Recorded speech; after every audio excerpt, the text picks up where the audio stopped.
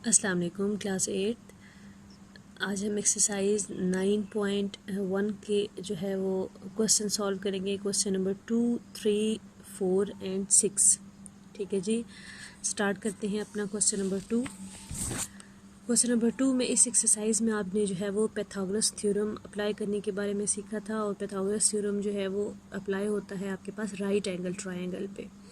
तो अब ये क्वेश्चन नंबर 2 से आगे जो ऑनवर्ड क्वेश्चन है ये स्टेटमेंट की फॉर्म में आपको गिवन है, और इन जो है वो आपने इनको अंडरस्टैंड करके इनकी जो है वो कैसे इनकी जनरल फॉर्म बनेगी, फिर आपने इस पे जो है वो पैथागोरस थ्योरम अप्लाई करना होगा। क्वेश्चन नंबर 2 देखिए। In an isosceles right angle triangle the square of hypotenuse is 98 centimeter square. Find the length of congruent sides.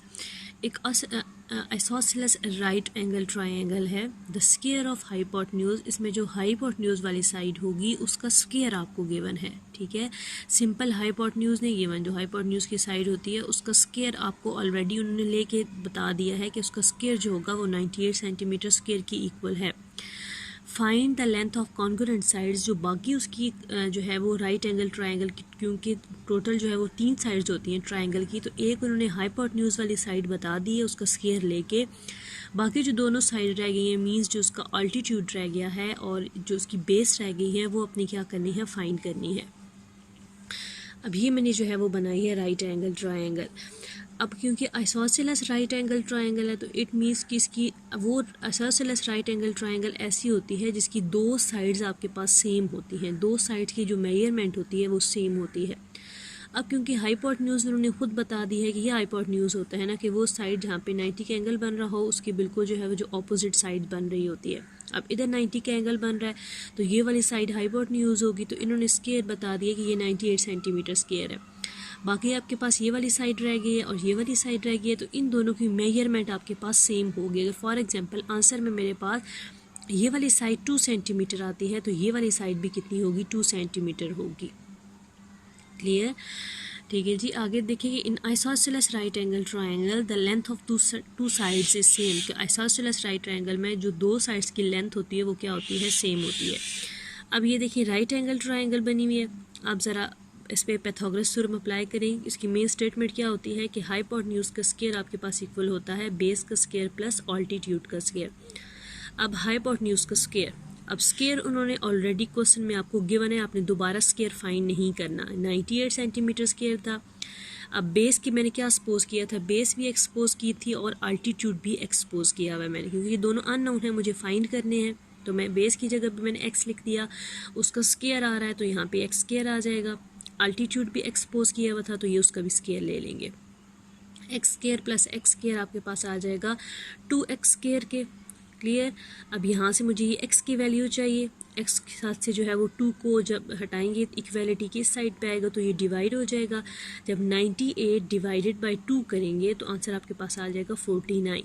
ठीक है, 98 इस 2 पे क्या हो जाएगा, डिवाइड हो जाएगा। यहाँ पे मल्टीप्लाई हो रहा था, इधर आके डिवाइड हो जाएगा ना। 49 सेंटीमीटर जो है वो सेंटीमीटर स्क्वायर आ गया। अब यहाँ पे एक्स स्क्वायर है। अब मुझे सिंपल एक्स चाहिए, स्क्वायर ख़त्म करना है, तो ये स्क्वायर को ख़त्म करने के लिए अब स्क्वायर रूट अप्लाई कर देते हैं, taking square root on both side. 49 centimetre के ऊपर भी स्क्वायर रूट आ जाएगा और एक्स की स्क्वायर के ऊपर भी।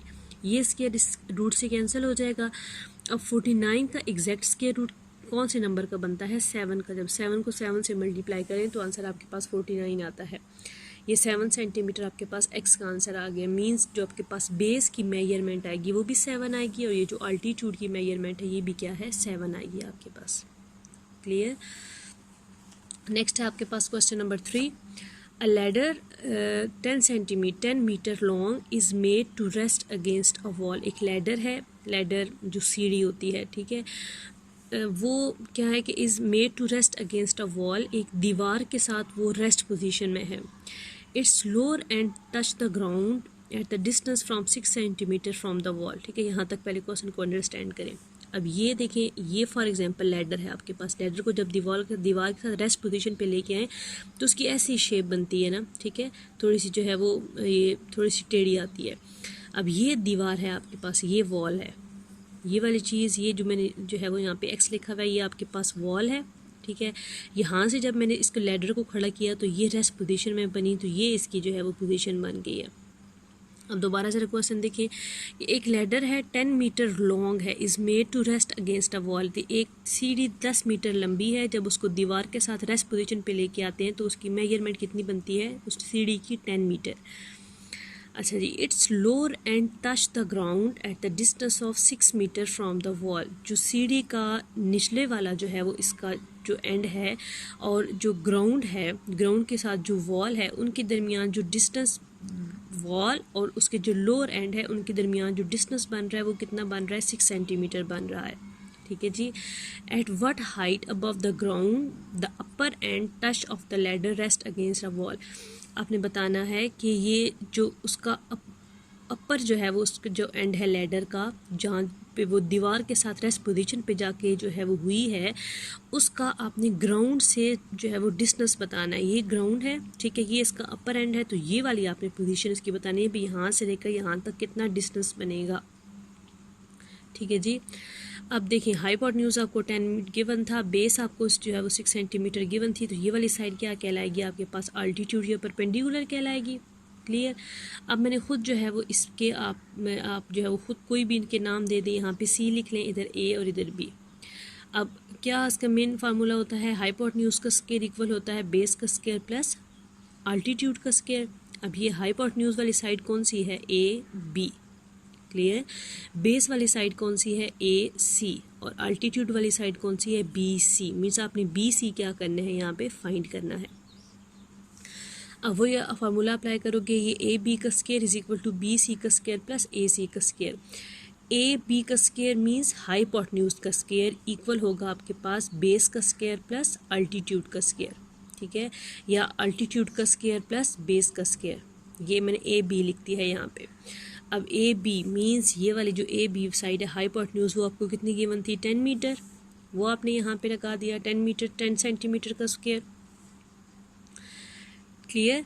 अच्छा जी, उसके बाद आगे है 10 मीटर है यहाँ पे, क्योंकि क्वेश्चन में आपके पास मीटर यूज़ हुआ है, तो इधर मीटर आ जाएगा। नाउ अब बी सी वाली कौन सी साइड बन रही है? ये अल्टीट्यूड बन रही है, तो वो आपने फाइंड करनी थी, वो आपने एक्स लिख दिया प्लस ए सी का स्क्वायर। ये ए सी बेस कितनी है आपके पास? 6 सेंटीमीटर का स्क्वायर, वो आपने लगा दिया। अब 10 का स्क्वायर तो आ जाएगा 100। Clear.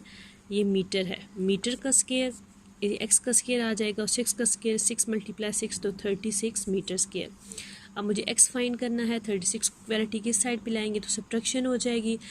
100 - 36 is equal to x square.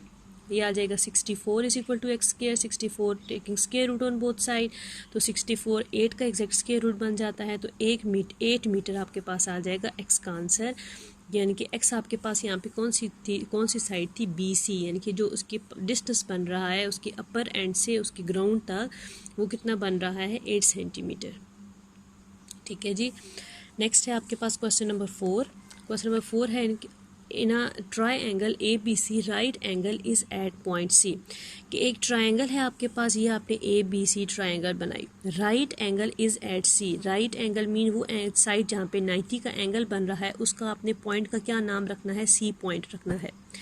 बाकी आपके पास रह गया ए और बी। आप चाहे तो यहाँ ए लिखें, इधर बी लिख लें, ठीक है, चाहे तो इधर लिख लें और इधर बी लिख लें। सिर्फ आपने सी को जो है वो लाजमी जो है वो सी को आपने वहीं पे लिखना है जहाँ पे 90 का क्या बन रहा हो? एंगल बन रहा हो, क्योंकि उन्होंने बोला है कि राइट एंगल पॉइंट सी पे ही बनेगा। बाकी ए और बी है वो आप जो है वो चाहे जहाँ मर्जी है लिख लें, उससे कोई डिफरेंस नहीं आएगा क्वेश्चन में। अच्छा जी, ये आपने ए बी सी लिख दिया। फिर आपको मेजरमेंट गिवन है कि measurement B C is equal to 2.1 centimetre. B C क्या बन रहा है? ये बी और सी बन रहा है आपके पास 2.1 सेंटीमीटर। देन ए और सी आपको गिवन है 7.2 सेंटीमीटर, वो भी आपने लिख दिया। What is the length of A B? तो ए बी की आपने लेंथ बतानी है कि वो कितनी होगी। अब ज़रा दूसरे अकॉर्डिंग टू बेस अल्टीट्यूड और उसके अकॉर्डिंगली चेक करें, तो आपको अल्टीट्यूड गिवन है, बेस गिवन है, और आपने फाइंड क्या करना है? हाइपोटेन्यूज गिवन है। हाइपोटेन्यूज आपने क्या करना है? फाइंड करना है। अब वही पाइथागोरस थ्योरम अप्लाई करें, हाइपोटेन्यूज का square is equal to base का स्क्वायर प्लस अल्टीट्यूड का स्क्वायर। यहाँ पे भी आप इस तरह का फार्मूला भी अप्लाई कर सकते हैं कि वो कैसे बनेगा? ए बी का स्क्वायर इक्वल होगा ए सी का स्क्वायर प्लस बी सी का स्क्वायर। क्लियर, ये दोनों एक ही हैं लेकिन सिर्फ इनकी ये स्टेटमेंट मेन चेंज हुई है, बाकी सब कुछ वही है। हाइपोटेन्यूज आपके पास ये एक्स स्क्वायर था, वो आपने लिख दिया। बेस आपके पास 7.2 सेंटीमीटर है, वो आपने लिख दिया। अल्टीट्यूड आपके पास कितना था, 2.1 सेंटीमीटर का स्क्वायर, वो आपने लिख दिया। क्लियर। अब इनके ज़रा स्क्वायर्स ओपन करें। स्क्वायर्स हैं, यहाँ पे देखें ये एक्स का स्क्वायर एक्स की आ जाएगा। फिर आपने 7.2 सेंटीमीटर का स्क्वायर लिया, 7.2 मल्टीप्लाई 7.2 करेंगे तो आपके पास आ जाएगा 51.84। नेक्स्ट 2.1 सेंटीमीटर का जब आप स्क्वायर लेंगे तो 4.41 आ जाएगा। फिर दोनों की एडिशन की तो आंसर आपके पास आ गया 56.25 एक्स स्क्वायर। देन एक्स के ऊपर आप स्क्वायर नहीं चाहिए, सिंपल एक्स चाहिए, तो taking square root on both sides, दोनों साइड पे जो है आपने स्क्वायर रूट अप्लाई किया। अब ये आपने डिवीजन मेथड से ये आपने स्क्वायर रूट इसका फाइंड कर लिया। ठीक है, पेयर बनाए, फिर आंसर आपके पास आ जाएगा 7.5 सेंटीमीटर। तो 7.5 सेंटीमीटर आपके पास आ गया एक्स का आंसर। तो एक्स मैंने कौन सी साइड सपोज की हुई थी, ठीक है, ये था ना एक्स, मेरे पास एक्स था, मेरे पास ए बी, तो एक्स को भी किससे रिप्लेस कर देंगे, ए और बी से, मीन्स मेजरमेंट ए बी आपके पास आ गई है 7.5 सेंटीमीटर। ठीक है जी। नेक्स्ट है आपके पास क्वेश्चन नंबर 6। क्वेश्चन नंबर 6 बिल्कुल ऐसे ही है जैसे आपने क्वेश्चन नंबर 3 किया था, लैडर वाला। Shadow of the pole measured from the foot of the pole is 2.8 centimetre. कि एक पोल है आपके पास, ये पोल ये जो होता है, ये बिजली वाला जो खंबा होता है इसको पोल बोलते हैं। ठीक है, ये पोल है आपके पास। वो कह रहे हैं कि the shadow of the pole measured from foot of the pole is 2.8, कि अगर ये उसका साया बन रहा है पोल का, ठीक है, ये पोल का साया बन रहा है, शेडो बन रहा है, तो ये इसका जो फुट है उसका जो है वो जो ग्राउंड से डिस्टेंस बन रहा है वो कितना, जो उसका फुट है पोल का, जहाँ तक उसका शेडो बन रहा है वहाँ पे उसका डिस्टेंस कितना बन रहा है, 2.8 centimetre long. The distance from tip of the shadow, ठीक है, to the tip of the pole is 10.5। फिर जो उसकी टिप है पोल का और जो शेडो का टिप है, दोनों का कितना जो है वो, ये शेडो का टिप और ये पोल का टिप, दोनों के दरमियान डिस्टेंस कितना बन रहा है, 10.5 centimetre. Find the length of the pole, आपने पोल की क्या फाइंड करनी है, आपने लेंथ फाइंड करनी है। ठीक है, वही आपने ये जो है सी आपने यहाँ पे नाम रखा, ए और बी इधर रखा, ये आपने जो अकॉर्डिंग टू क्वेश्चन आपको वैल्यूज़ गिवन थी वो आपने लगाई, ये हाइट आपने फाइंड करनी थी। फिर आपने पाइथागोरस थ्योरम अप्लाई करेंगे कि ए बी का स्क्वायर इक्वल होता है ए सी का स्क्वायर प्लस बी सी का स्क्वायर। आपने वैल्यूज़ लगाई, फिर इनका स्क्वायर लिए, फिर लास्ट पेज पे आपने सब्ट्रैक्शन की और एच पे आपने एग्जैक्ट स्क्वायर रूट इसका फाइंड कर लिया डिवीजन मेथड से, तो आपके पास आंसर आ जाएगा इसका। क्लियर।